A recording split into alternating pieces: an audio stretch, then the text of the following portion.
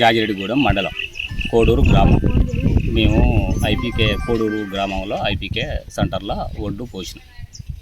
మ్యాచర్ అన్నారు ఫస్ట్. మ్యాచర్ చూసినాక మళ్ళీ పట్టాలన్నారు. కొంతమంది పట్టినాక వేసిరు. మళ్ళీ ఆడ షార్టేజ్ అన్నారు.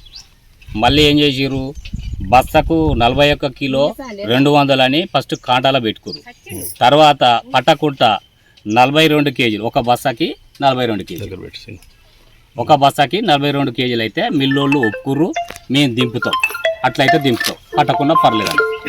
మ్యాచర్ చూసి ఎత్తుతాం అన్నారు. మ్యాచర్ చూసి వేస్తానని చెప్పి మ్యాచర్ లేని కూడా ఎత్తుతారు.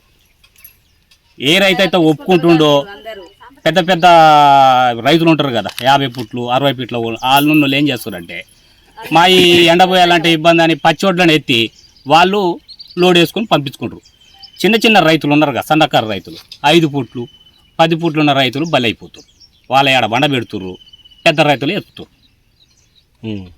ఇది చాలా దురదృష్టం. ఎందుకంటే సీరియల్ ప్రకారం కూడా లేదు, మ్యాచర్ ఒకటి లేదు, వాళ్ళ ఇష్టారాజ్యంగా నడిపిస్తున్నారు ఈ సంఘం, సమవాన సంఘం.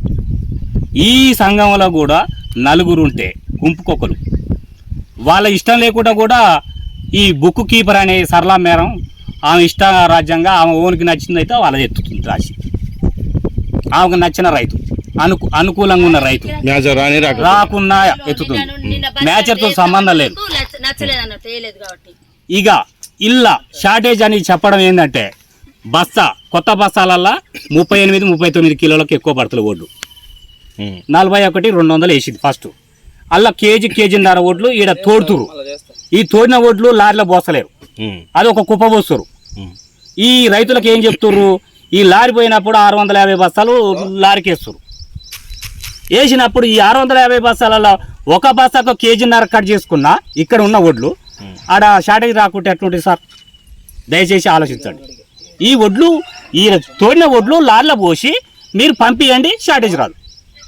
రైతుకు ఏం చెప్తుర్రు, దిగుతలేవు. దీంట్లో మ్యాచర్ తక్కువ ఉంది. ఈ ఒడ్లు కొట్టి ఆడబెట్టడం వల్ల, బస్తాలు కొట్టి పెట్టడం వల్ల తూకం తగ్గింది అనే ఉద్దేశం మీద రైతుల మీద బురద చల్లుతారు.